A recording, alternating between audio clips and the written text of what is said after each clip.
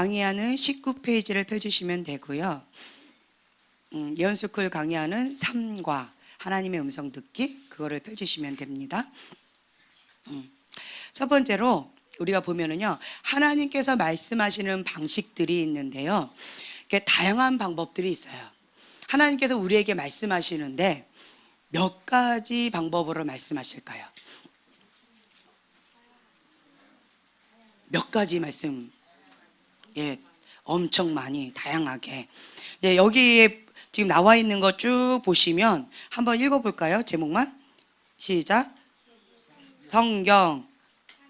하나님의 조용하고 작은 목소리, 네. 다른 사람들, 하나님의 창조물, 꿈과 환상, 체험과 천사나 주님의 방문, 들리는 음성, 공간 이동, 기타 등등등 여러 가지가 있어요. 자, 1차에서 우리가 배웠던 그거하고 이거하고 같이 접목해서 오늘 나누려고 합니다. 자, 성경의 말씀, 우리가 지금 현재 기록된 하나님의 말씀을 우리가 날마다 지금 먹고 있지요. 그 말씀을 지금 날마다 이렇게 선포하면서 읽고 있으시지요. 네. 그 하나님의 말씀을 계속 날마다 입으로 선포하고 시인하고 믿고 선포하면 그대로 이루어지는 줄로 믿으라 라고 말씀하셨어요.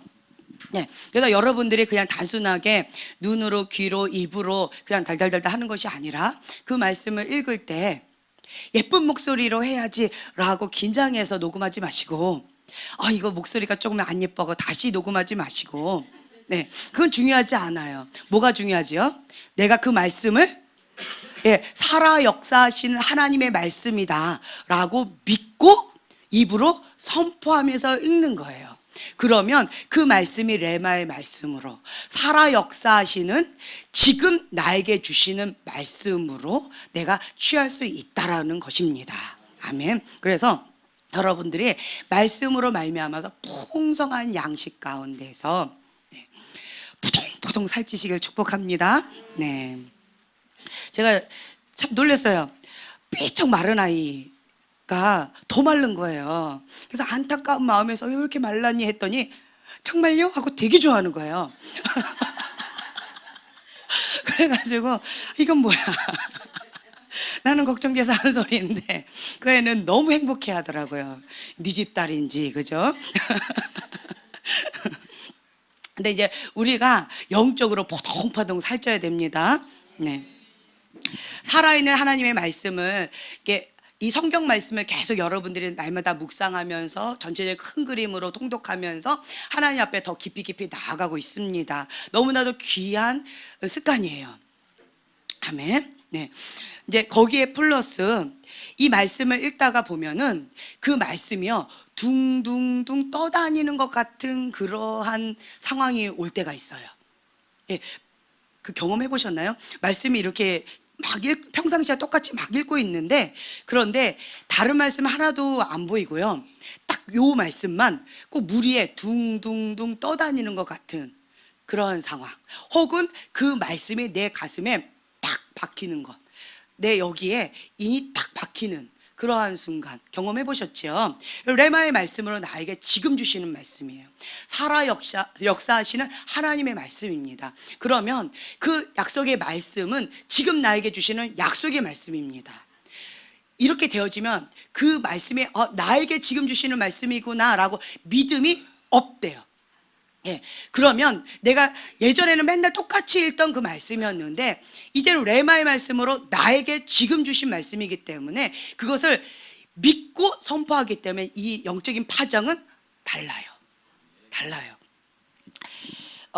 주님께서 이런 말씀을 하셨어요. 마태복음 21장 19절에서 21절 그 쭉 보면은 무화과 나무를 보면서 예수님이 열매를 좀 먹고 싶어서 이렇게 봤는데 열매가 없어요. 잎이 무성하기만 해요.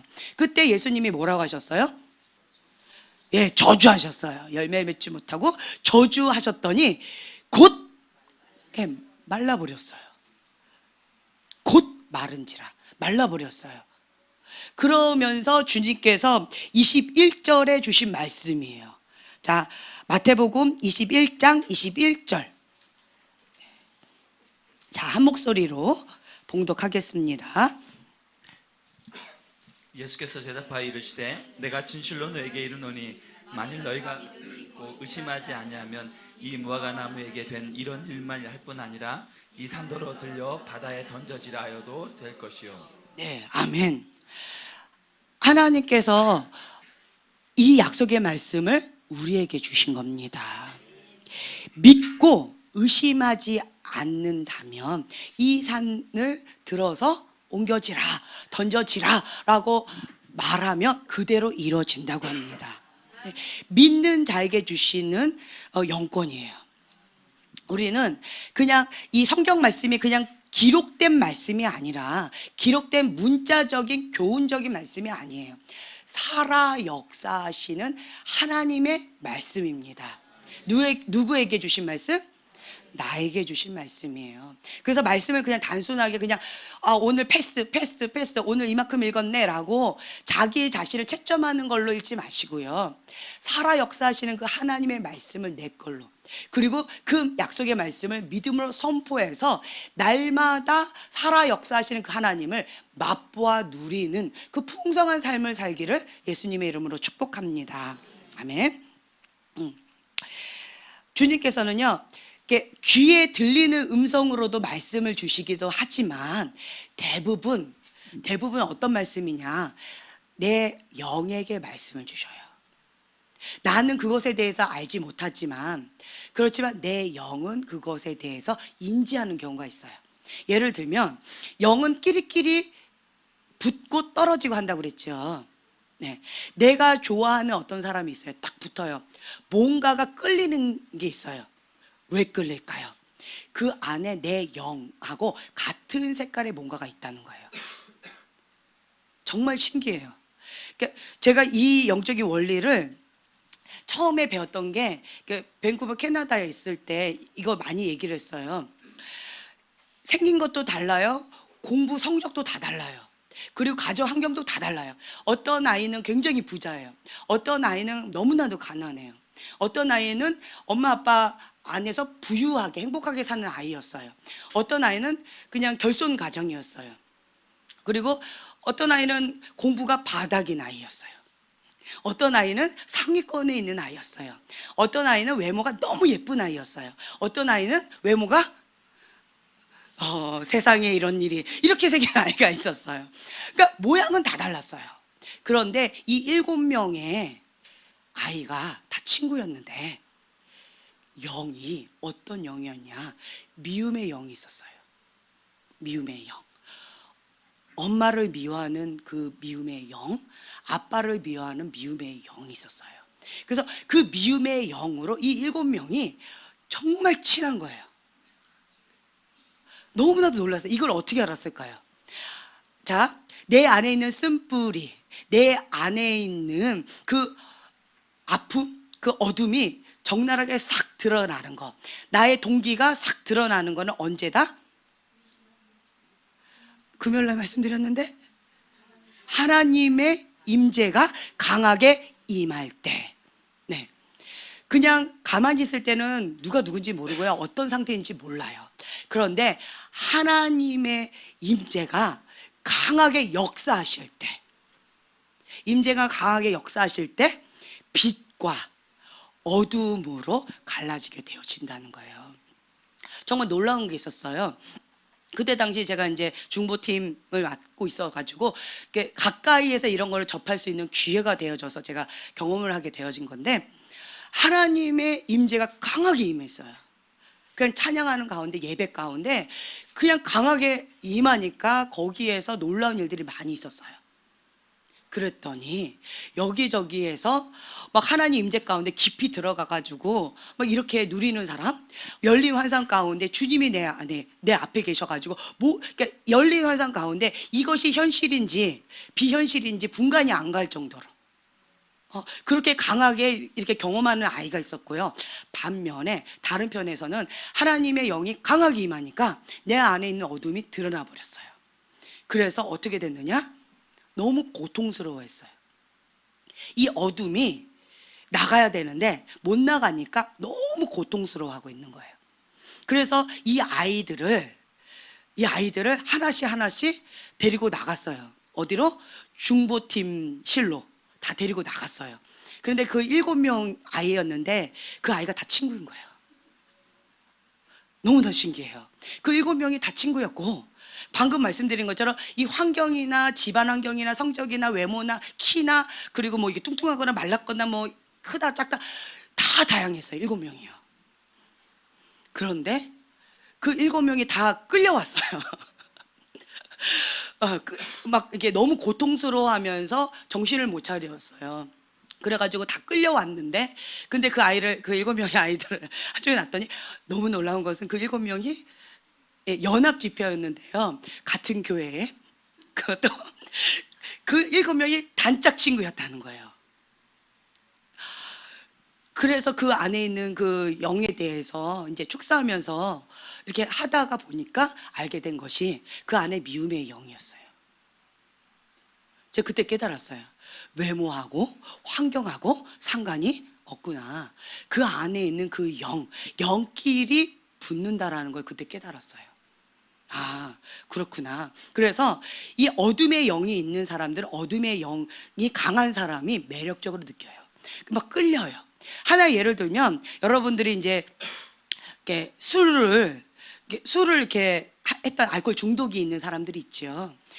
그런 사람들은 내가 알코올 중독으로 고통을 받은 이런 사람, 혹은 나의 권위자가 알코올 중독으로 인해서 내가 피해를 본 사람, 내가 가해자가 되든 내가 피해자가 되든 상관없이 알코올이라는 것으로 인해서 상처를 받은 사람, 이런 사람은 이 알코올 중독의 영이 있어가지고요. 그래서 그거를 끌어당겨요. 그리고 끌려요. 그래서 알고 봤더니 알코올 중독자고, 알고 봤더니 그 사람 그 부모님이 그렇다던가 뭐 이런 것들이 참 있는 거를 발견해요. 하나 예를 들면, 나는 우리 부모님이 알코올 중독으로 인해서 너무 고통스러워요. 난 너무 싫어요. 이러한 자매가 혹시 있다면 결혼하지 마세요. 이게 너무 싫어요라는 마음이 치유될 때까지는. 왜 그러냐? 내가 너무 싫어요라고 하면 상처를 받았어요. 그러면 내가 피해자이긴 하지만 이 알코올에 대한 상처로 인해서 이게 데미지가 임었어요. 그래서 나는 원하지 않지만 이 알코올 중독의 영 가운데 서로 끌어당기는 게 있어요. 그래서 이런 자매는 누구한테 끌리느냐? 알코올 중독자. 자기가 그렇게 경멸했던 알코올 중독자한테 끌려요. 그래서 그때까지는 괜찮아요. 알코올 중독이 없는 것처럼. 저 술 담배 하십니까? 난 그런 사람하고 결혼 안 해요. 네, 안 해요. 그래, 그러면 합격. 결혼했어요. 그리고 나서 한 몇 년 지나서 그 남자가 술을 하기 시작하는 거예요. 이런 경우가 있어요. 그리고 혹 또 이게서 성에 대한 상처를 준 자나 성에 대한 상처를 받은 자, 이런 자는 내가 상처를 줬죠. 음란의 영이 강합니다. 내가 상처를 받았죠. 음란의 영이 약할까요, 강할까요? 강해요. 받았는데 강해요. 이해가 안 되죠. 이렇다는 거예요. 영은 내가 그것에 대해서 영향을 받았든 영향을 줬든 여기에 자리 잡게끔 내가 문이 열렸다는 거예요. 그래서 그 영이 강해져요. 상처를 받아서 그것도 억울한데요. 근데 그 영까지 나한테 딱 달라붙어 있는 거예요. 그러니까 상처를 받았다라고 하는 건 뭐냐면 그 영을 허용했다는 거예요. 그래서 그 영이 나한테 달라붙어 있어요. 그래서 그 영이 나한테 강해요. 그러면 내가 지금 현재는 피해자지만 그 영이 나한테 강하게 달라붙어 있기 때문에 바로 가해자가 되어져요. 영향을 주게 되어져요. 그래서 이 영의 원리를 이렇게 보면은요, 참 놀라워요. 우리는 인간이기 때문에 육으로 보잖아요. 그렇죠? 외모를 보고 그 사람의 스펙을 보는데, 영적인 세계에서는 하나님도 그렇고요, 사단도 그렇고 그 사람의 속 영을 봐요. 그 안에 어떤 악한 영이 있다든가 그 안에 진리의 빛이 있다든가 라고 한다면 이 영은 그거에 대해서 반응을 한다라는 거예요. 어떤 사람들은 영에 대해서 민감한 사람들은 있어요. 민감한 사람들은 보면서 인지하면서 그렇게 생활을 하는데요. 영적으로 둔감한 사람이 있어요. 둔감한 사람은 내가 인지하지 못해도 내가 그것을 모른다 할지라도 내 안에 있는 영은 그것을 느껴요. 그래서 끼리끼리 붙기도 하고요. 밀어내기도 해요. 내가 성령 충만하지요. 그러면 성령 충만한 사람이 너무나도 좋아요. 내가 음란한 죄를 짓지요. 그러면 음란한 죄를 짓는 사람이 좋아요. 내가 그것에 영적인 세계에 대해서 둔감하다 할지라도 내 안에 있는 내 영이 그렇게 반응을 한다는 거예요. 그래서 영적으로 민감한 사람은 어떤 사람이냐라고 한다면 하나님 앞에 내가 거룩하니 너희도 거룩하라 라고 하셨어요. 하나님 앞에 민감하게 나아가면 나아갈수록 이 호두 껍질 같은 게 단단한 것들이 다 깨져요. 그리고 성령님께 민감하면 민감할수록 하나님께 순종하면 순종할수록 하나님의 진리의 말씀 가운데 순종할수록 성령님께 민감해져요. 그러면 하나님께 민감해져요. 성령을 쫓아라. 그러면 육의 소욕을 따르지 않는다라고 해요. 우리는 이 육적인 더러운 것 파쇄하고 이쪽을 자꾸 보지요. 나는 원하지 않지만 이쪽으로 민감해지면 내가 거기에 끌려가고 있어요. 이거의 전문가가 되어진다는 거예요. 우리는 반대로 성령을 쫓아 행하는 거예요. 그러면 이 성령을 쫓아 행하면 서로가 거스른대요.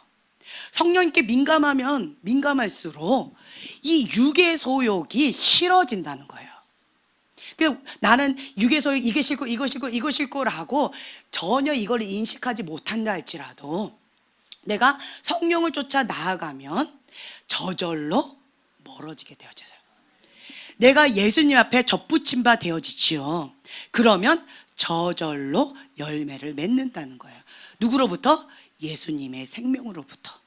그래서 우리는 바라봄의 법칙, 내가 무엇을 바라보느냐에 따라서 그것에 대한 열매를 맺게 되어 있습니다. 그래서 우리는요, 성령님께 민감한 사람이 되어져야 되고요, 하나님에 민감해져야 돼요. 그러면서 하나님께서 뭘 기뻐하시는지, 뭘 슬퍼하시는지 이거에 대해서 민감해져야 된다는 거예요. 어둠에 민감한 사람은 죄송하지만 하나님하고 조금 거리가 있어요. 왜 어둠에 민감할까요? 내 안에 어둠의 자석이 끌어당기는 거예요. 내 안에 그거가 있기 때문에 싫은 거예요. 내가 그게 너무 싫은 거예요. 내가 그거를 너무 싫어했기 때문에, 그래서 너무 싫어서 그거에 민감해져요. 그럼 그거에 전문가가 되어졌어요? 그거에 눈을 뺏겼어요? 생각도 뺏겼어요? 그러면 그 자석 가운데 나는 원하지 않지만 영향을 주고받고 있는 거예요. 그래서 방법은 뭐냐? 옥의 티를 자꾸 빼내려고 하지 마시고요, 어둠의 눈으로 자꾸 보려고 하지 마시고요, 하나님의 관점으로 빛으로 진리의 말씀 가운데 그 기준의 잣대로 우리가 분별하는 거, 이게 중요하다라는 거예요. 우리가 금요일날 배웠어요. 하나님의 관점으로 살아가는 것과 선악과의 관점으로 살아가는 것에 대해서 우리가 배웠습니다. 기억나시죠? 네, 며칠 전이었습니다. 그래서 우리가 하나님의 사람, 하나님의 전문가예요. 하나님에 대해서 우리가 알려면 지혜와 계시의 영을 우리에게 주십니다. 누가요? 하나님께서 주시는 거예요. 뭐 하라고? 하나님을 알게 하기 위해서 주시는 거예요. 우리는 하나님을 알아가는 거예요. 하나님 뭘 기뻐하시는지, 뭘 슬퍼하시는지, 무엇을 가증히 여기시는지, 그 기준이 무엇인지, 하나님은 무엇을 선이라고 하시는지, 무엇을 악이라고 하시는지 하나님을 알아가는 거예요. 하나님의 전략, 하나님의 때, 하나님의 방법, 하나님의 비전, 하나님의 부르심, 하나님의 뜻, 이것에 대한 전문가입니다. 아멘. 네, 그래서 하나님을 앙망하면서 여호와를 아름다움을 바라보면서 그렇게 나아가다 보면 여기 매료되어서 푹 빠져 있으면 주변의 것이 인식되어지지도 않고요. 그게 뭐가 있는지도 몰라요. 몰라도 괜찮아요. 어린 아이가 위험한 어떤 다리를 이렇게 건너오는 거기 어떤 실험을 했어요. 그러니까 아장아장 기어가는 아기들. 근데 여기 밑에는 투명이에요. 낭떠러지 같이 바닥은 다 이렇게 밑에 낭떠러지예요. 근데 이렇게 투명으로 유리로 되어 있어요. 그리고 엄마가 이렇게 보면서 아가야 이리 와라고 하면서 엄마가 아기 이름 부르면서 이렇게 불러요. 그럼 아기가 막 가요. 기어 가다가 엄마를 보다가 갑자기 밑에를 보니까 낭떠러지예요. 이 아이가 더 이상 못 가요. 떨어질 것 같아서 쭈뼛쭈뼛해요. 그러다가 엄마가 아가야 이리 와라고 했을 때 엄마를 딱 보고 씩 웃어요. 그리고 아무 생각 없이 그냥 가요. 누구를 보고? 엄마를 보고. 엄마의 눈과 눈을 마주치고 엄마의 목소리를 듣고 엄마가 오라고 그러니까 씩 웃고 가요. 두려워 떨고 가는 것이 아니라 환하게 웃으면서 행복해하면서 엄마한테 더 가까이 가고 싶어서 나아간다는 거예요. 이게 바라봄의 법칙 가운데서 우리가 하나님 앞에 그렇게 해야 된다는 거예요. 여기가 그러니까 현실에 대해서 뭐 어둠에 대해서 우리는 알 필요가 별로 없어요. 성경에 보면은요, 악에 대해서는 어린아이 같이 그거에 대해서 그렇게 많이 알 필요 없다고 해요. 하나님에 대해서 더 민감하게 알라고 합니다. 여러분들이 이 진리의 말씀, 하나님의 말씀 가운데 전문가가 되셔야 됩니다. 아멘. 네. 그 바라봄의 법칙에 의해서 하나님을 계속 바라보지요. 그러면 그 하나님을 닮아가요. 닮아가요. 여러분 이게 봤을 때 이게 자녀들을 봐도 그렇고요, 부부를 봐도 그렇고요. 처음에 두 분이 만났을 때 닮았다는 소리 들었나요? 안 닮았다는 소리 들었나요? 예, 안 닮았다. 뭐 미녀와 야수, 뭐 혹시 이런 얘기를 들었나요? 뭐 요쪽도 그랬나요? 미녀와 야수, 뭐 이런 소리를 들었나요? 아니면 닮았다는 소리를 들었나요? 예, 그렇군요. 닮았기 때문에 좀 이렇게 끌렸나 봐요. 그럼 예. 여기는 안 닮았대요. 근데 안 닮았는데 지금은요? 예, 지금은 닮았대요. 억울하십니까? 행복하십니까?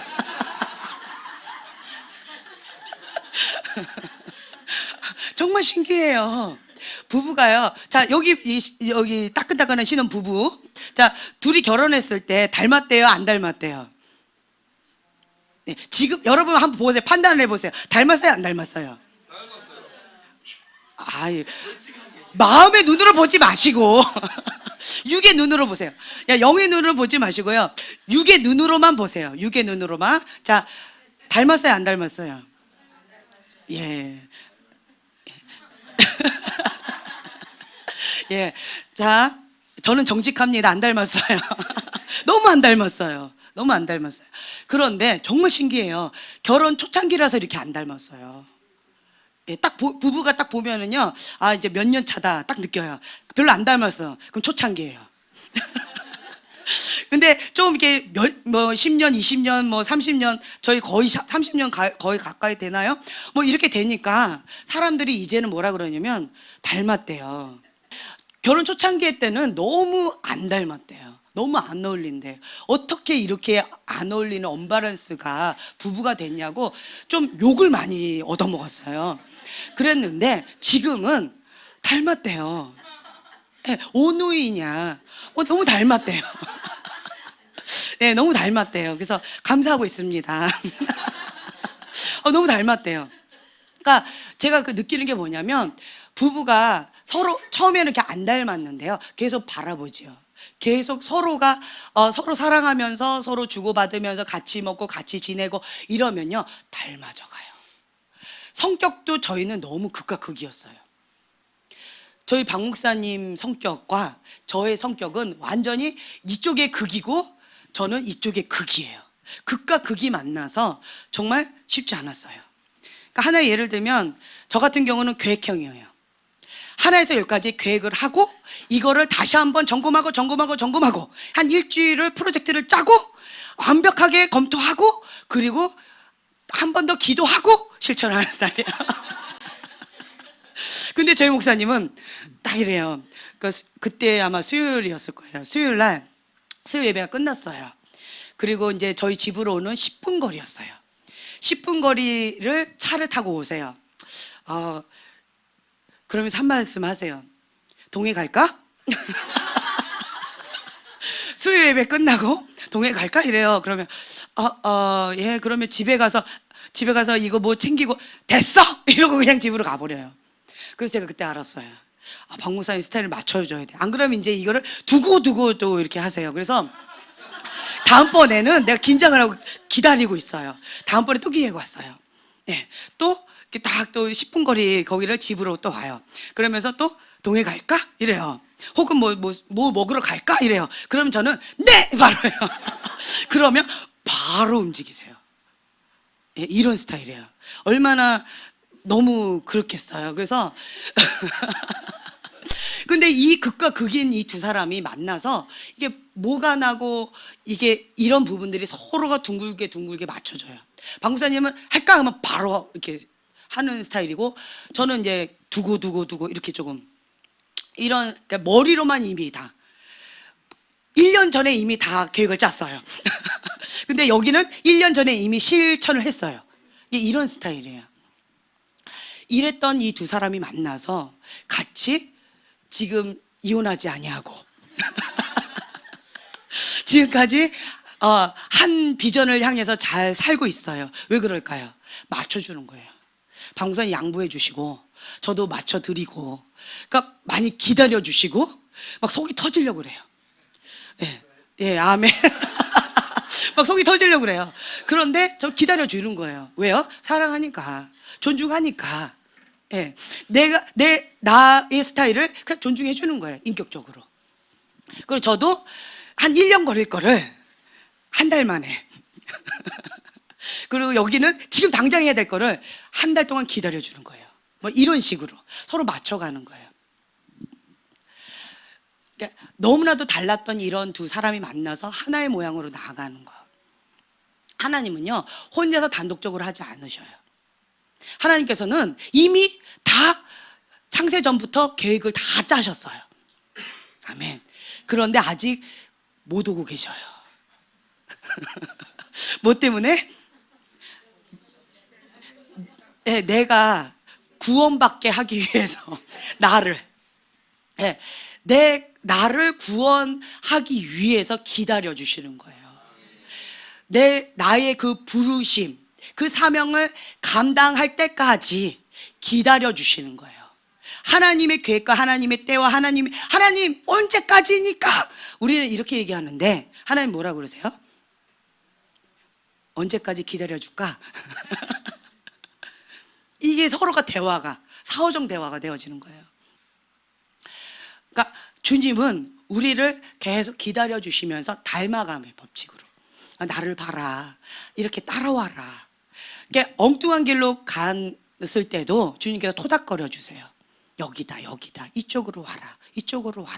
그러니까 존중해 주시면서, 인격적으로 기다려 주시면서, 인내하시면서 나를 여기까지 빚어오셨어요. 그래서 참 신기한 게요, 저 사람을 용서할 수 있어요, 없어요? 이 사람을 인내할 수 있어요, 없어요? 예, 올챙이적 기억이 망각이 되어졌어요.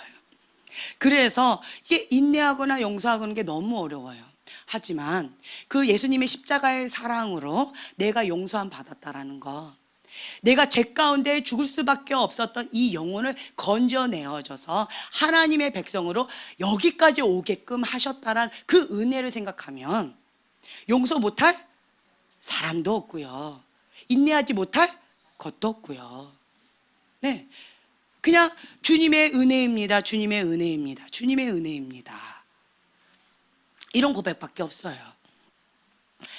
영적으로 어린아이들은요, 얘가 이랬어요, 제가 저랬어요 라고 이러지만 아버지의 마음은 어때요? 형제끼리 서로 싸우는 걸 봤을 때 부모님의 마음은 어떨까요? 한 번도 그런 생각 안 해봤지? 열심히 싸웠잖아? 오빠한테 대들면서. 그런데 부모님이 그거를 보면요, 그래 네가 잘났다 이렇게 하지 않고요, 얘가 잘했든 못했든 그거가 상관이 없고요, 내 사랑하는 두 자녀가 싸우고 있다는 것 자체가 아파요. 그게 주님의 마음이라는 거예요. 그 형하고 돌아온 탕자, 이 두 관계 가운데 둘이서 막 싸운다. 형은 바른 소리 하지요. 동생은 죄인인데 막 뭐 어떻고 저쩌고 막 이렇게 하지요. 둘이서 그렇게 싸우고 있을 때 주님의 마음은 어떨까요? 아파요. 이 아들은 죽었다가 살아온 나의 아들이다. 그래서 내가 잔치를 베풀고 너무 행복해서 그래서 이렇게 하고 있는데 너도 같이 기뻐해야 되지 않겠냐. 근데 너는 왜 불평하면서 왜 잔치에 들어오기를 즐거워하지 않냐. 그러니까 하나님 아버지의 마음이 이렇다는 거예요. 우리가 성장하면 성장할수록, 주님의 마음을 알아가면 알아갈수록, 벼가 익으면 익을수록 고개가 숙여져요. 그래서 사람들을 바라볼 때, 영혼을 바라볼 때, 우리가 이제 이렇게 환상을 이렇게 보는 사람, 영적인 세계를 보는 사람들은 그 사람의 영의 상태를 그냥 봐요. 어떤 상태? 지금 현재의 모습을 봐요. 네. 긴장되니? 네, 지금 현재의 모습을 그냥 보는 거예요. 그냥 현재예요. 그리고 좀 더 깊이 들어가면 과거의 모습이 보여요. 좀만 더 들어가면 또 미래의 모습도 보여져요. 무슨 모습? 영의 상태의 모습이 보여져요. 그거는 정보예요. 보여지는 건 보여지는 건데, 근데 중요한 것은 뭐냐면 본 그대로 말하는 것, 그리고 이것도 중요한데요, 본 그대로 말하지 않고요, 판단하고 정죄하고 삐딱하게 말하는 경우가 있어요. 이게 뭐예요? 어둠의 안경, 쓴뿌리 안경이라고 제가 말씀을 드렸죠. 대부분의 사람들이 이렇게 얘기를 해요. 내 안에 있는 이 마음이 굴절됐어요. 어그러졌어요. 그렇기 때문에 똑바로 보고 싶어요, 똑바로 걷고 싶어요 해도 상처로, 환경으로 인해서, 그래서 내가 삐딱해지니까, 이게 삐딱한 안경, 이 깨진 안경으로 보면 사물이 바르게 보이지 않는 것처럼 그렇게 굴절된 안경으로 보는 거예요. 깨어진 안경으로 보는 거예요. 그러면 이 사람이 깨어진 것처럼 보여져요.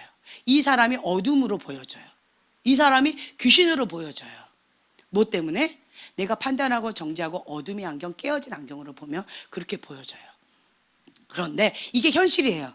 가장 딱 봤을 때 가장 먼저 표면에 딱 보이는 거는 지금 현재 강한 영이 보여져요. 첫 번째로 강한 게 보여져요.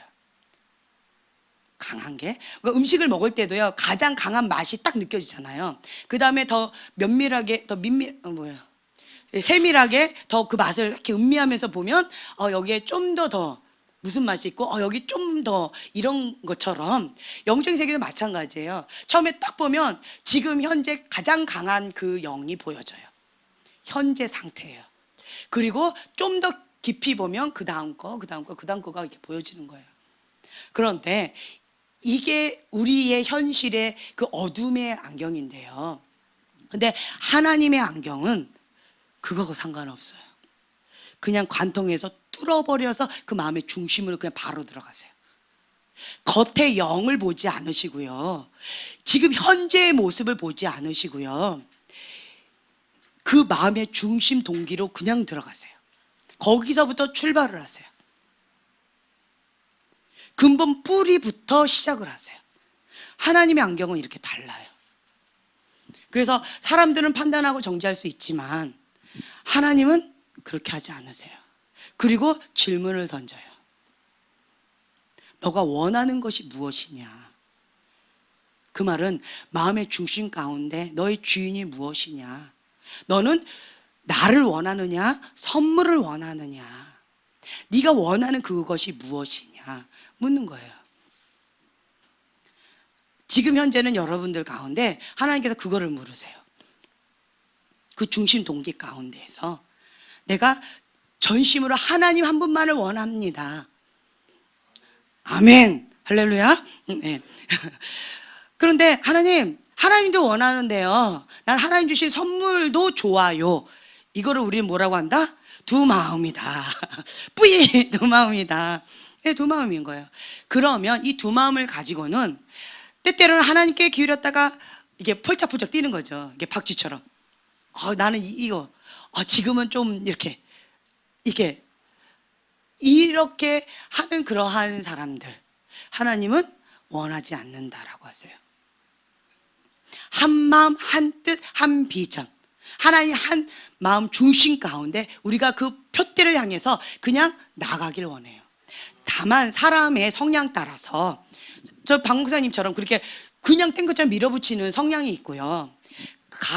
이제 가지만 이렇게 더디 가는 사람. 그러니까 저 같은 경우는 콩나물이에요.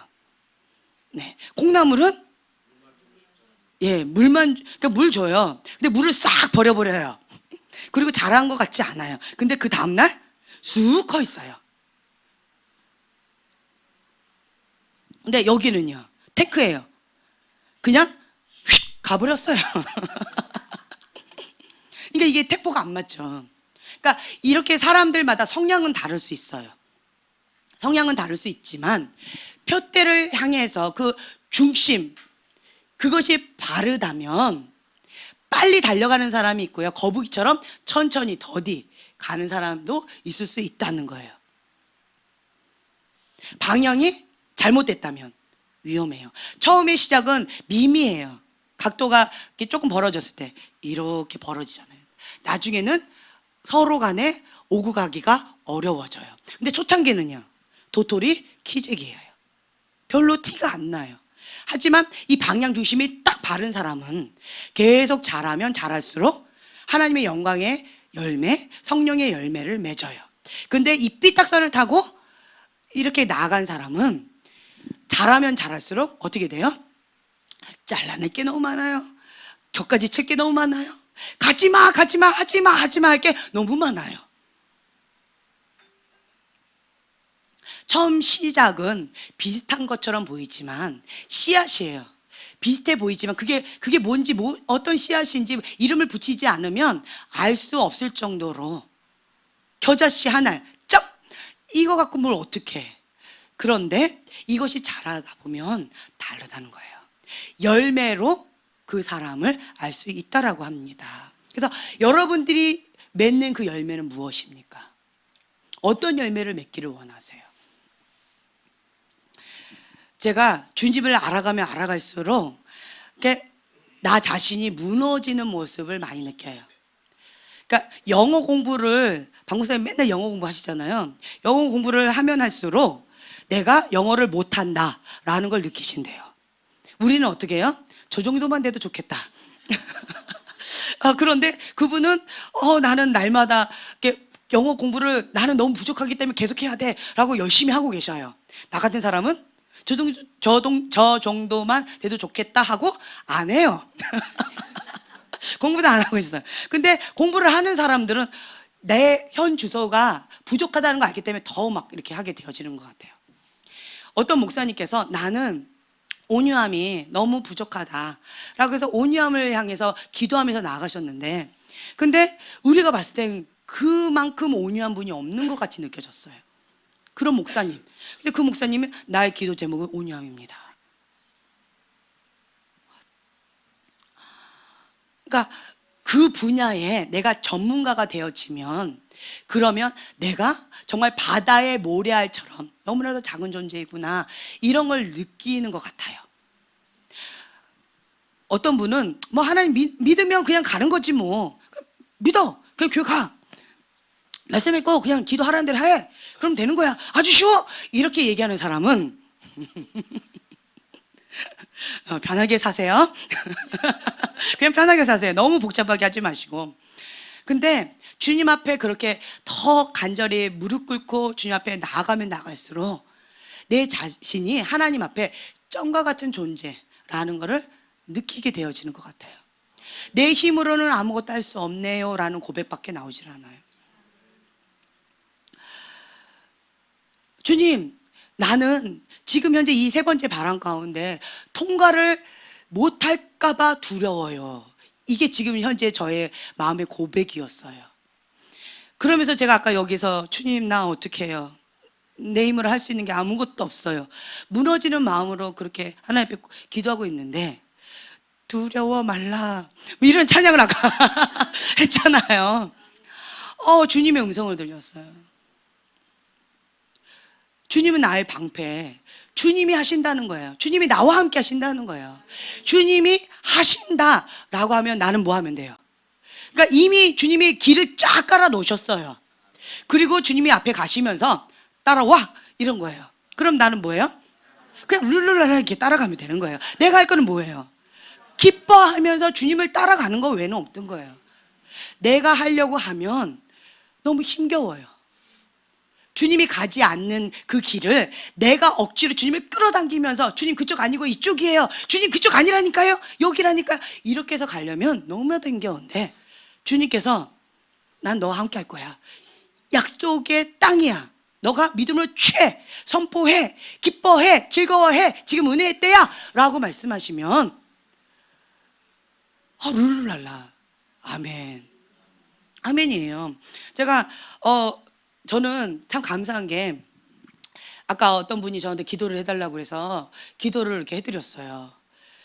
그분을 향한 주님의 말씀이었어요. 그런데 갑자기 그 말씀이 저한테로 확 오는 거예요. 지연아, 너에게 주는 말씀이다. 할렐루야. 제가 믿음을 취했어요. 왜요? 너무 좋으니까. 너무 좋았어요. 왜냐하면 은혜의 때래요.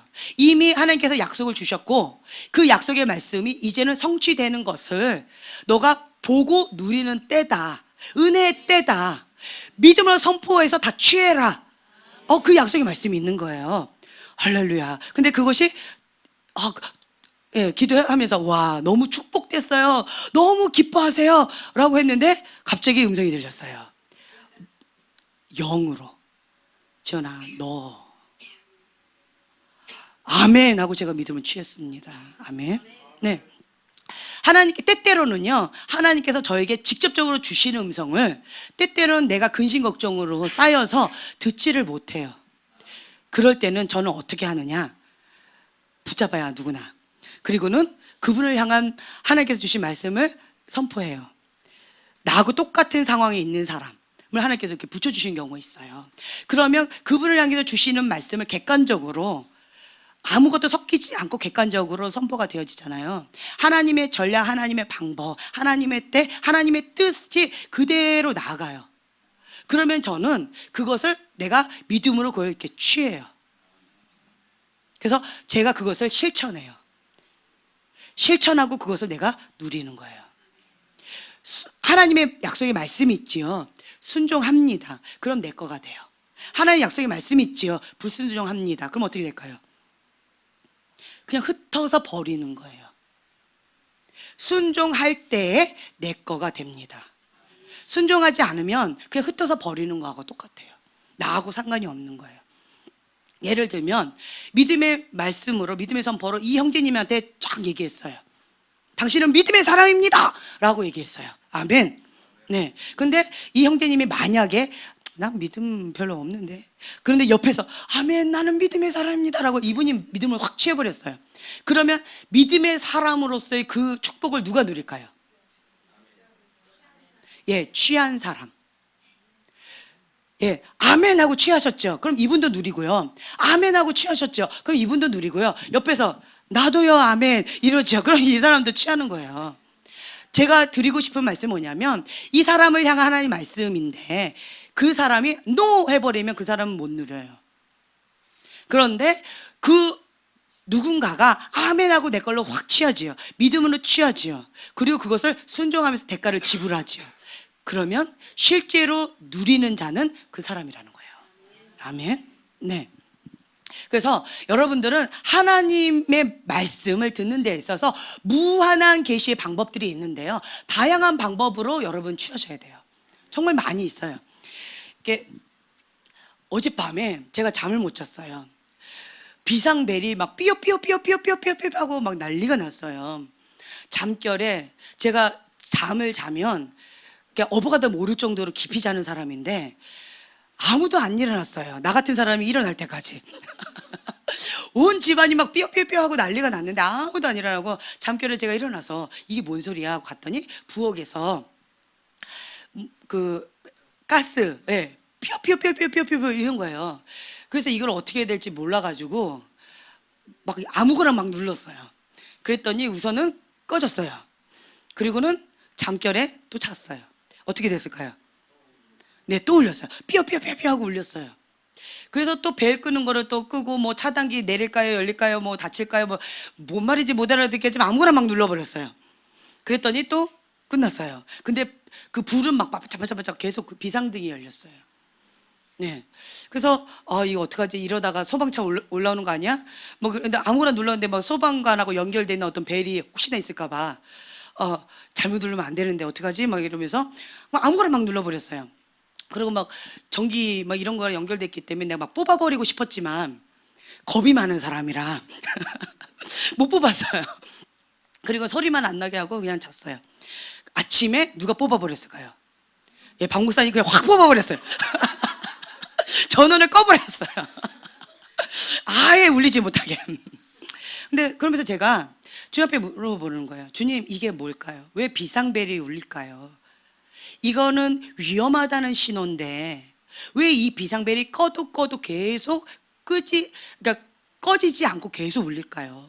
그리고 비상벨을 우리가 억지로 껐다고 해서 그 비상등은 꺼진 게 아니에요. 여전히 울리고 있는 건데 우리가 전원을 뽑아버린 거예요. 하나님, 이게 무엇을 뜻합니까? 저는 이렇게 묻는 거예요. 어떤 것을 주님 저에게 말씀하시기를 원하십니까? 그러니까 일상생활도 그냥 지나가지 않고요. 하나님께 물어요. 상징적인 어떤 의미가 있지는 않습니까? 묻는 거예요. 그때 주님께서 주셨던 말씀이 위험 신호다. 영적인 빨간 불이다. 깨어 있어라. 위험하다. 깨어 있어라. 전원을 뽑아버렸다는 건 뭐예요? 하나님과 나의 관계에 있어서 이거를 딱 끊으면 안 된다는 거예요. 그러니까 눈을 딱 감는다고 해서 그것이 위험 신호가 끝난 것은 아니다라는 거예요. 근본 원인의 어떤 것이 해결된 것은 아니다라는 거예요. 그래서 위험 신호다. 너가 전원을 끈다 해도 그 위험 신호는 계속 있다. 그래서 깨어 있어라. 주님, 그럼 뭐가 위험 신호라는 거지요? 뭐지요? 제가 계속 묻고 있는 거예요. 그랬더니 추석이 곧 다가왔습니다. 할렐루야. 그걸 딱 깨닫게 해주시더라고요. 추석이 언제인지 몰랐어요. 오늘 알았어요. 네. 오늘 알았어요. 한국 땅 가운데 가장 큰 범죄가 일어나는 그 날이 무슨 날일까요? 제가 힌트 드렸어요. 추석날이에요. 두 번째는 설날이에요. 그러니까 국가적으로 범죄하는 그러한 날, 그리고 국가적으로 우상숭배를 하고 그 우상숭배의 죄로 말미암아서 음란의 그 영을 그냥 뿌리는 날이 추석이라는 거예요. 두 번째 강한 게 설날인 거예요. 지금 현재 위험한 그런 상황 가운데 있는데 국가적으로 지금 현재 여기 더 덧입혀진다는 거죠. 더 위험하다. 깨어 있어라. 깨어 있어라. 라는 위험 신호로 지금 이렇게 주신 거였어요. 아, 지금 깨어 있어야 되구나. 지금은 위험한 그런 상황이구나. 그래서 국가적으로도 어떤 여러 가지를 위해서 기도해야 될 뿐만 아니라 개인적으로도, 그리고 교회적으로도, 나라적으로도, 우리 민족적으로도 기도해야 되는 그런 사인이구나. 네, 그거를 하나로 제가 깨닫게 되어졌어요. 그리고 참 놀라운 일이 또 하나 있었어요. 금요일 아침까지, 그러니까 매일같이 저희가 박 목사님이 어항을 이렇게 하세요. 거기 어항을 가꾸시는데 저는 뭐 가꾸거나 이런 거 힘들어요. 화초 키우는 것도 너무 힘들어요. 잡초 뽑는 건 너무 힘들어요. 채소 키우는 거 아예 싫어요. 그냥 사 먹고 말아요. 애 키우기도 바빠요. 애 키우는 것도 너무 힘들어요. 강아지 키우자는데 강아지 너무 힘들어요. 애도 지금 현재, 그러니까 제가 저희 가족이 지금 7명인데 6명이 저한테 계속 요구를 해요. 여기서 저기서 계속 요구를 해요. 그러니까 막 정신이 하나도 없어요. 이런 상황 가운데 뭐 하나 더 이렇게 하라 그러면 저는 이렇게 너무 무거운 짐에 눌린 것 같이 힘겨워요. 이게 버겨워요. 그러고 있는데 이게 어항을 박 목사님 키워요. 키우는데 이렇게 사랑이랑 방사님이랑 서로 이렇게 먹이 주면서 이렇게 하셔요. 저는 쳐다볼 마음의 여유도 없었어요. 그랬는데 금요일 아침에 우연히 그냥 봤어요. 흙탕물이 이렇게 있는 어항. 그래서 그 방구산 계시면 맨날 이렇게 물 갈아주면서 먹이도 주면서 뭐 누가 뭐 쌩쌩하게 잘 힘있게 있네, 누가 비실하네, 맨날 이 얘기를 해주시거든요. 그러면 저는 이렇게 듣고만 있었는데, 그랬는데 이제 이렇게 보면서 흙탕물이 막 이렇게 있으면서 방구사님 오시면 물 갈아야 되겠나 해. 뭐 이러면서 금식하고 계시는 방구사님 이제 오시자마자 물 갈아야 되겠네. 이제 이렇게 하고 보고 있었던 거예요. 그러면서 이제 우리 이제 큰아들하고 같이 요 얘기를 한 거예요. 야, 이 어항이 이렇게 물이 이렇게 흙탕이고 나는 그래서 모든 어항이 다 흙탕물인 줄 알았다. 그랬는데 저희 정경 목사님 거기 갔더니 물이 너무 맑더라. 그래서 어항이 그렇게 맑은 게 정상인가 봐. 왜 근데 우리는 왜 이렇게 흙탕물이지? 이게 참 희한하다. 그러니까 금요일 아침에 우리의 대화가 이거였어요. 그리고는 이제 잊어버렸죠. 근데 토요일 날 점심쯤에 우리 큰아들이 밥을 이렇게 먹으면서 엄마, 어항이 물이 너무 깨끗해졌어요. 이러는 거예요. 야, 무슨 말이야? 흙탕물이 무슨 깨끗해져? 하고 딱 봤는데 맑아진 거예요.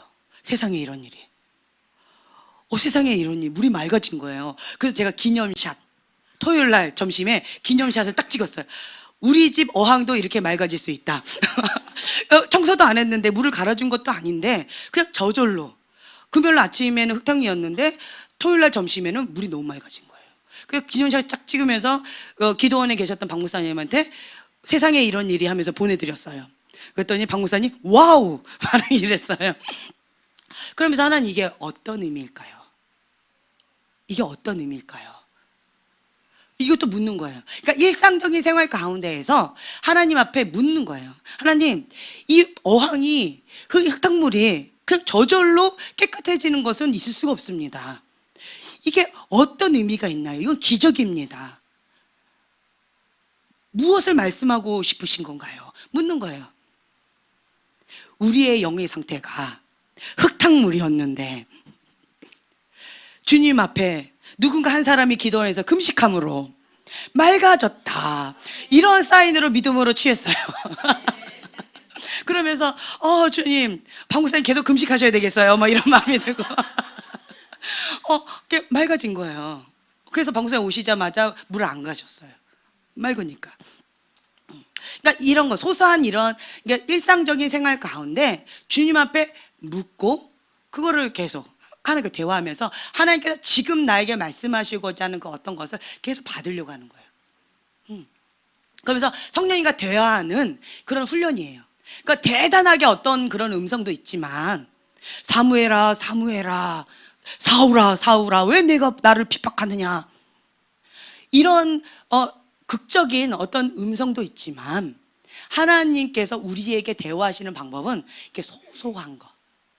일상생활에서 묻고 대답하고 하는 이러한 습관. 주님이 내 곁에 친밀하게 계시는 것. 주님이 항상 인식하는 거예요.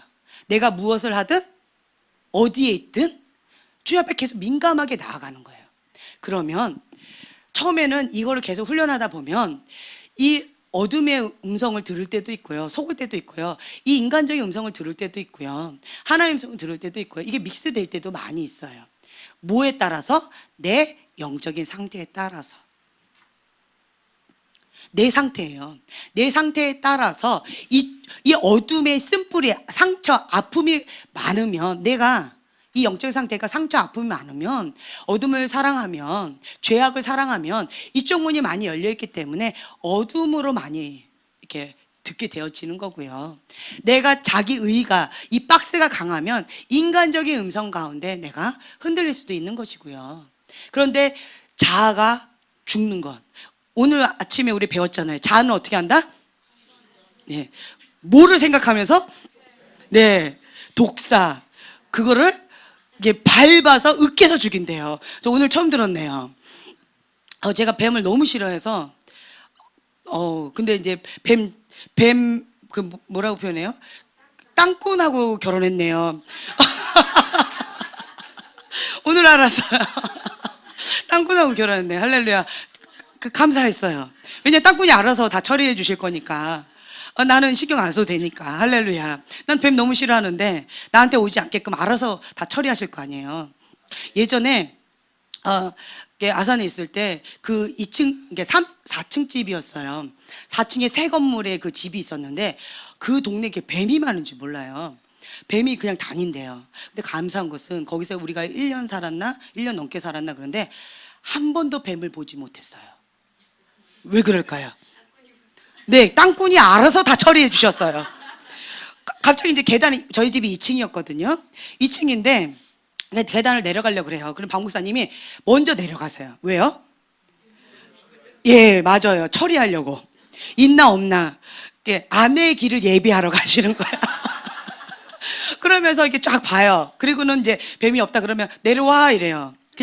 그럼 저는 방구사 쫓아서 가는 거예요. 그러면 이제 아무 소리 없으면 그냥 가는 거고, 그 집 앞에 이제 주차한 거기를 이제 주차장 가서 차를 타는 거고요. 갑자기 방구사 먼저 후딱 내려가셨는데 내려오지 마 이래요.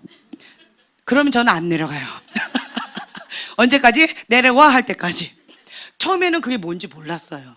내려오지 마 이라고 해서 그냥 아무 생각 없이 내려오지 말라니까 안 내려갔어요. 그랬더니 한참 뒤에 이제 내려와 이래서 네 하고 내려갔어요. 그랬더니 왜 그래요? 그냥 아니 그냥 이러고 그냥 해서 1년 넘게 그냥 그러고 살았던 거예요. 그랬는데 이사를 왔어요. 서울로 이사 온 다음에 그 다음 얘기해 주시더라고요. 사실은 당신이 너무 놀랄까 봐 내가 먼저 내려가서 그걸 처리하느라고 그랬다는 거예요. 그래서 할렐루야 감사합니다 박 목사님. 그래서 거기 사는 동안 제가 뱀을 한 번도 못 봤어요. 열심히 땅꾼이 처리하셔서 감사한 것 같아요. 근데 앞으로도 영적인 뱀 알아서 처리하셨으면 좋겠어요. 할렐루야. 그래서 땅꾼하고 결혼한 건 행복한 것 같아요. 자아는 우리가 뱀을 밟아서 으깨서 죽이는 그런 마음으로 자아를 죽여라 라고 했죠. 자아는 고쳐서 쓰는 것이 아니다. 자아는 날마다 죽노라 라고 했던 것처럼 십자가 못 박혀 자꾸 죽는 거예요. 왜 내 안에 있는 이게 어떤 감정이 왜 올라와요? 자아가 안 죽어서 그런 거예요. 왜 너 나를 무시해? 감정이 쑥 올라와요. 너 왜 나한테 화를 내? 감정이 쑥 올라와요. 기분 나빠? 감정이 쑥 올라와요. 왜 넌 나보다 더 잘났어? 이러면 감정이 쑥 올라와요. 왜 그래요? 자아가 죽지 않아서 그렇다는 거예요. 그러면 그럴 때는 네가 잘못했잖아. 너가 나쁘잖아. 왜 넌 나보다 더 잘난 거야? 라고 하는 것이 아니고 어떻게 하면 돼요? 그냥 주님 앞에 골방에 들어가서 울어야 돼요. 주님, 내 자아가 살아서 꿈틀거리고 있어서 내가 고통스럽습니다. 이게 쑥 올라옵니다. 저 사람이 문제가 아니고 이 사람이 문제가, 이런 환경이 문제가 아니고 나를 이 모양으로 태어나게 하신 부모님의 문제가 아니고 내 자아가 죽지 않은 내 문제입니다 라고 하면서 주님 앞에 통곡하고 울부짖으면서 이 자아를 십자가에 못 박인 거예요. 그래서 갈라디아서 2장 20절의 말씀처럼 내가 그리스도와 함께 십자가에 못 박혔나니 계속 못 박는 거예요. 그래서 주님이 내 안에서 나타날 때까지 계속. 근데 그럴 때 주의할 사항이 있어요. 뭘까요? 이 속에서는 이 폭탄이 많이 일어나요. 폭팍 폭팍 폭팍. 이게 완전 전쟁이에요. 여기도 전쟁이에요. 근데 여기만 닫으면 자폭하는 거예요. 이 안에서 폭푸 폭푸 폭푸 이거 계속 하는 거예요. 근데 주변의 사람들은 몰라요. 그게 지혜로운 거예요. 뭐만 하면? 네, 입술만 닫으면. 입술을 닫으면 어떻게 될까요?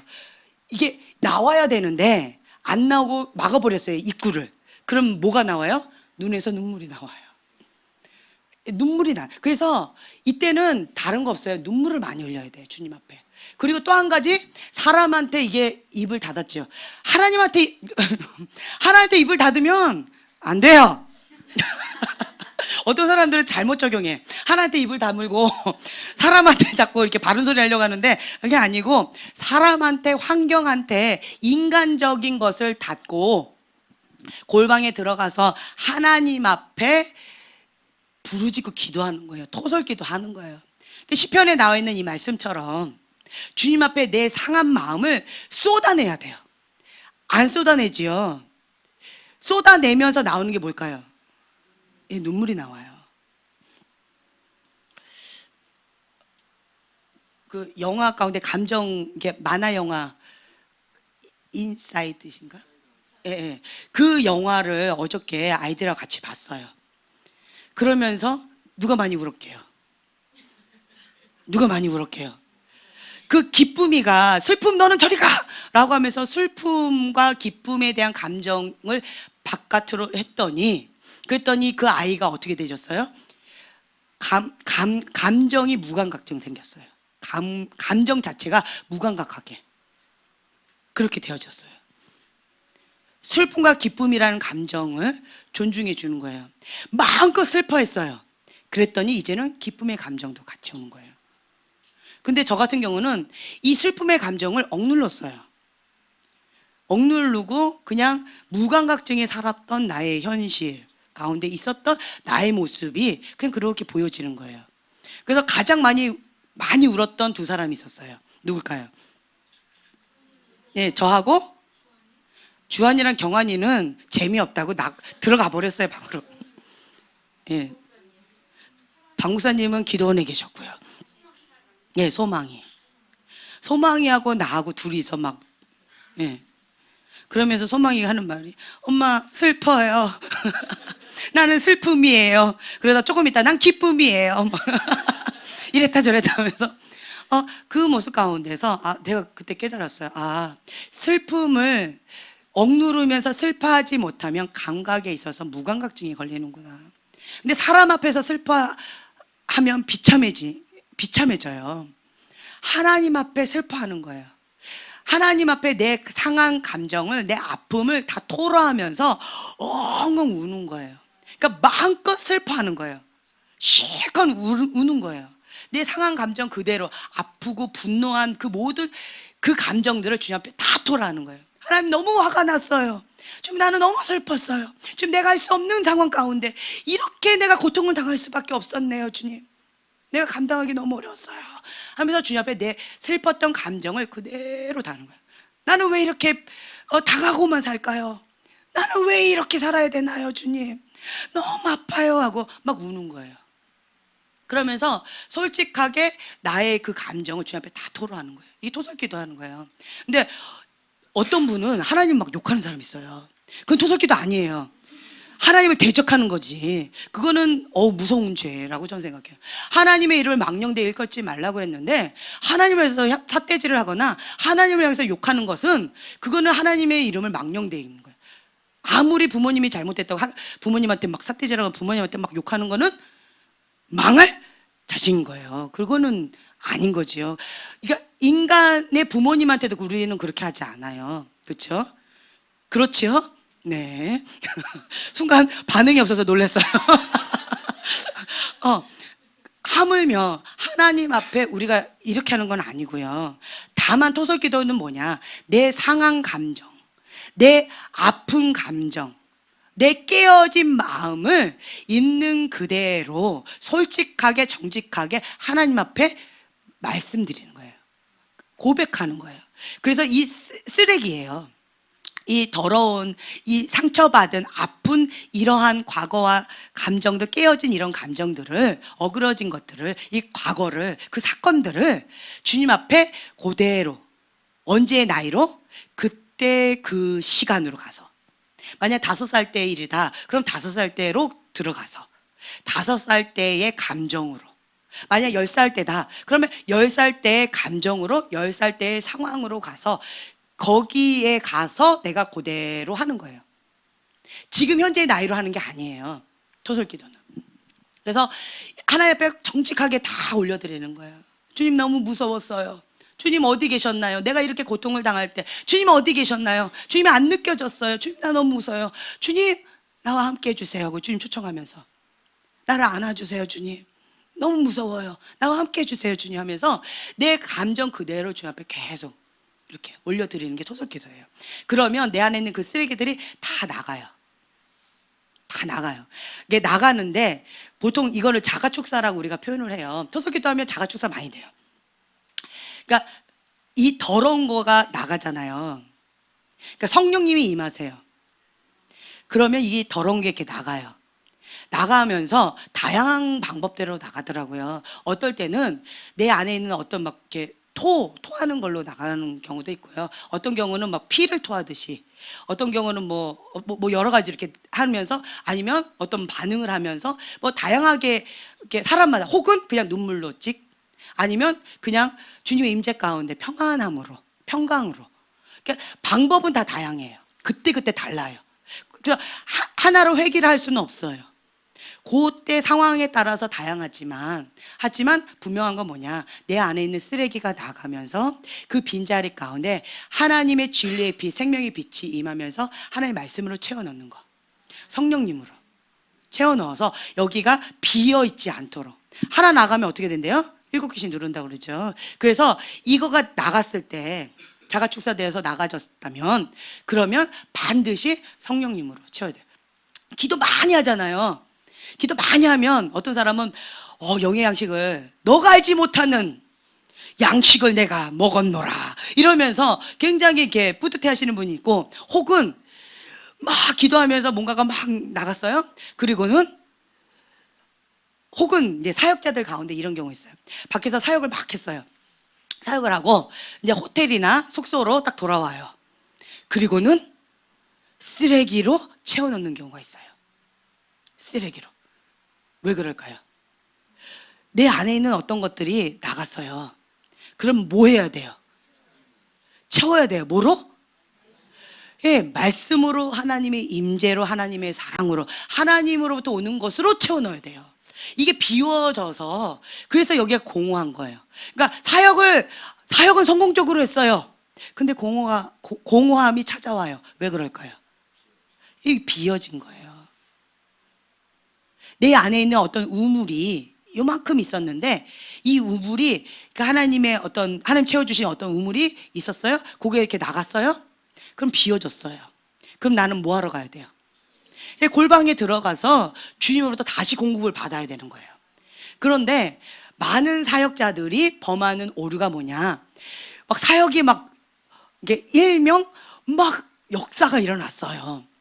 그래서 너무 행복했어요. 그리고 나서 숙소로 돌아와서나 거기로 들어와서 쓰레기로 채워넣는 경우. 그러면은 뭐예요? 다른 사람들은 은혜를 받게 하고 나는 쓰레기로 채우면서 내가 축사를 받아야 되고 내가 도움을 받아야 되는 환자가 되어지는 경우가 많아요. 이런 경우가 많다는 거예요. 그래서 공허하십니까? 허하십니까? 뭐 하라는 사인이에요? 예, 말씀으로 채워 넣어라. 아니면 하나님의 임재로 소킹 기도하세요. 그냥 이것저것 너무 힘들어요 주님은 소킹 찬양 딱 틀어놓고 성령님 오시옵소서, 성령님 오시옵소서, 그냥 이러고 주무세요. 그럼 차라리 힘겨우면. 혹은 주님의 말씀으로 뭐 통독을 딱 틀어놓든지. 그러니까 주님의 것으로 채워 넣어야 돼요. 그 틈 있죠. 큰 전쟁에 승리한 직후 많은 사역자들이 여기서 넘어지는 경우가 많아요. 다윗도 그랬죠. 네, 많은 하나님 사람들이 여기서 넘어지는 경우 많아요. 큰 승리 직후에 뭐 해야 된다? 깨어 있어야 돼요. 그래서 하나님 말씀으로 채워놓고 하나님께서 주시는 것을 채워넣어야 돼요. 성령님으로 채워넣어야 돼요. 그래서 무릎을 꿇어야 돼요. 무릎을 꿇어야 돼요. 그러면 하나님의 것을 채워넣기 때문에 에너지가 충전이 됐죠. 그 다음에는 이제는 뭔가를 할 수 있는 힘이 있어요. 근데 여기가 비어있죠. 쓰레기로 채웠죠. 그 다음엔 뭐가 있을까요? 쓰레기 채웠어요? 그 다음엔 뭐가 있을까요? 죄죠, 죄. 죄 길로 빨리 가는 발이 있는 거예요. 그렇기 때문에 하나님께서는 그 중심을 보신다는 거예요. 그 중심. 눈, 생각, 귀. 그래서 여러분들이 이 근본, 이 뿌리부터 하나님 앞에 민감하게 점검받는 훈련, 자기 관리하는 그런 훈련을 받는 게 아주 중요하다라는 거예요. 우리는 영권을 받았습니다. 하나님께서는 천지를 무엇으로 창조하셨어요? 예, 말씀으로 창조하셨어요. 말씀으로 창조하셨기 때문에 우리는 누구의 형상으로 지음받아졌어요? 예, 하나님의 형상이에요. 그래서 하나님의 그 DNA가 창조되어졌을 때 초창기에 그것이 그대로 내 안에 있는 거예요. 그래서 내가 하나님 앞에 하나님 닮아가려고 노력하는 게 아니고 처음부터 그렇게 만들어졌어요. 자, 부모님 아이가 노력해서 이렇게 생겼나요? 자랐더니 닮았잖아요. 뭐 쌍둥이냐 아니면 동생이냐 이런 소리 듣잖아요. 그렇죠? 아니니? 기분 나쁘니?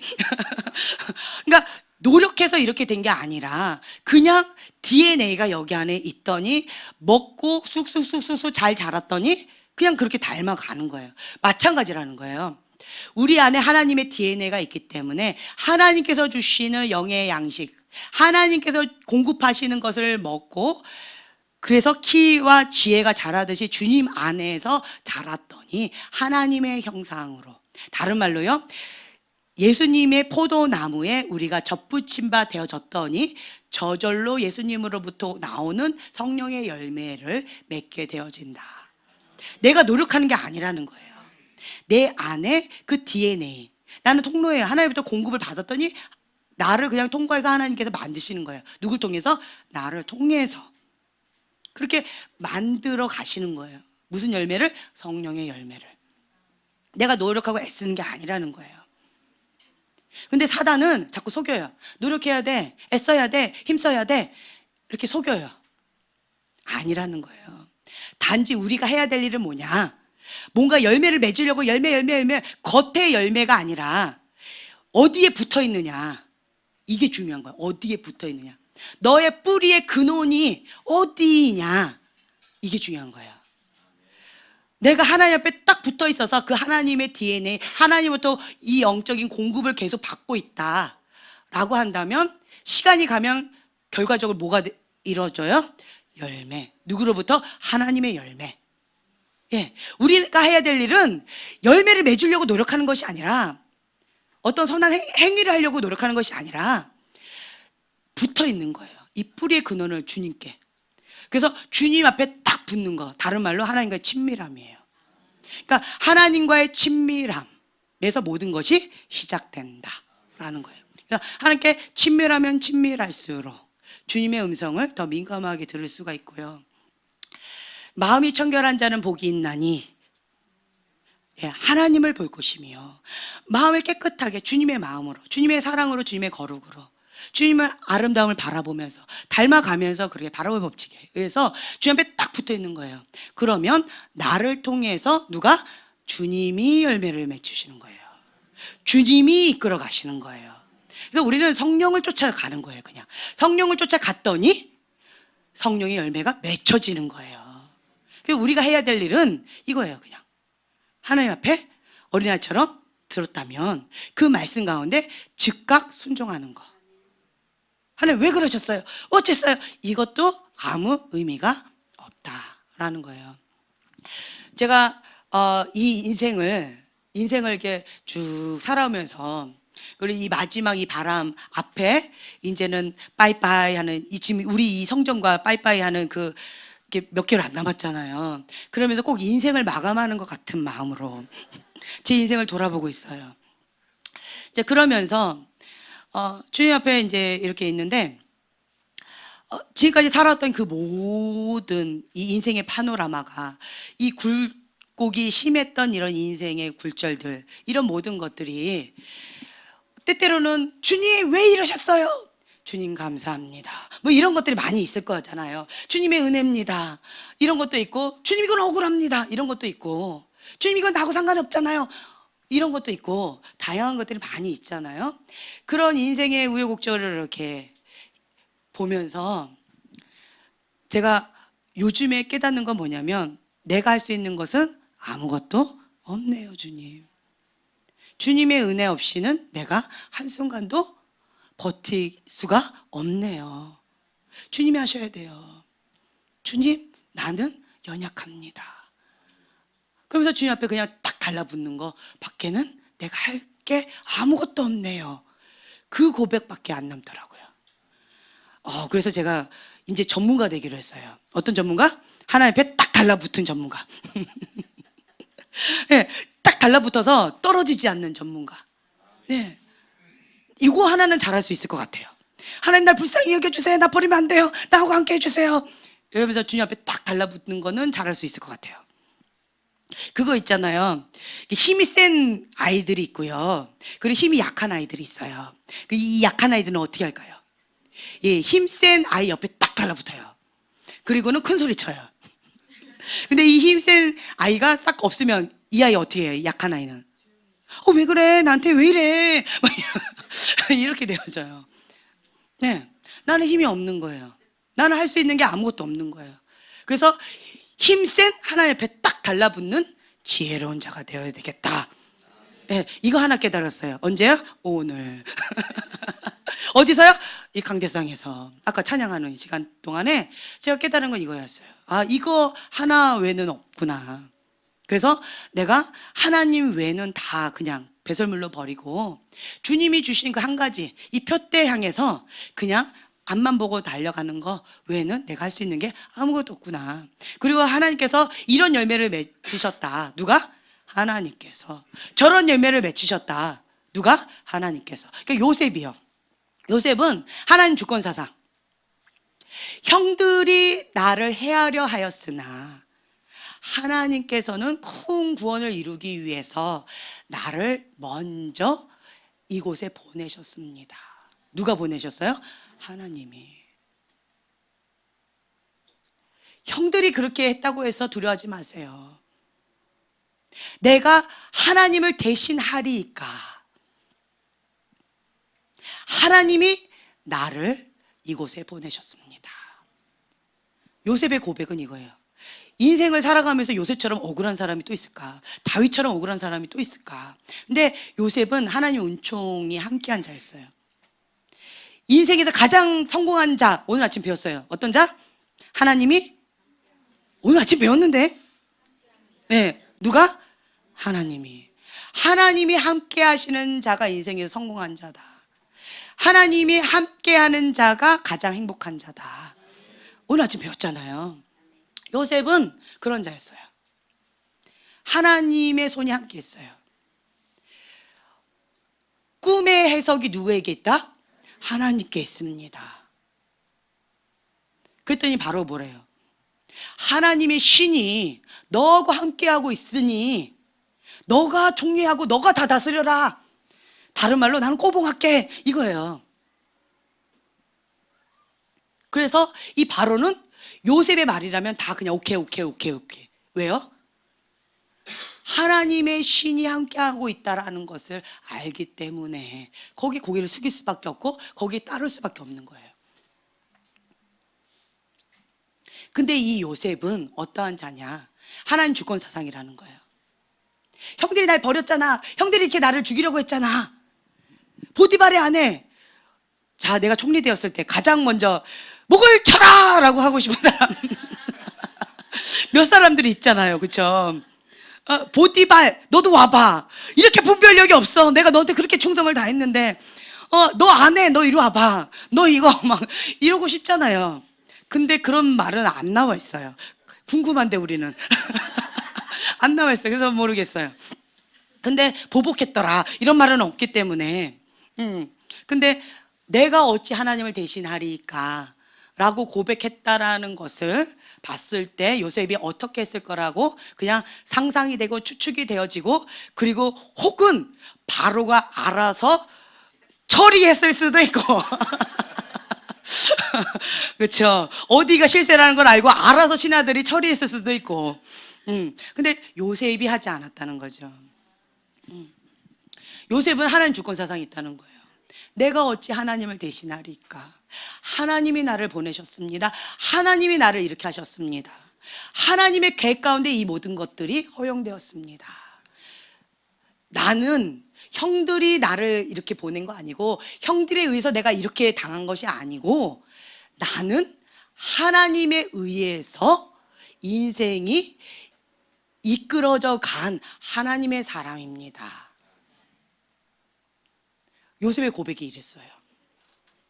요셉은 하나님의 손, 하나님의 은총이 함께해서 여호와를 경외하는 자, 어찌 여호와 앞에 득지하리요, 하나님 앞에 산 자. 그래서 이 하나님의 은총이 함께한 이 요셉 가운데 영적인 권세도 함께 있는 거예요. 영적인 권세가 있는 자는 이 세상의 권세도 함께 주어집니다. 아멘. 지금 현재 우리에게 주어진 축복이 이거예요. 아멘. 여호와를 경외하는 자는 여기를 통과할 거예요. 겸손히 여호와를 경외하면서 회개 모드로 여기를 통과한 자, 이러한 자에게 주시는 영권이고 특권입니다. 여러분 모두가 이것을 누리시길 축복합니다. 아멘.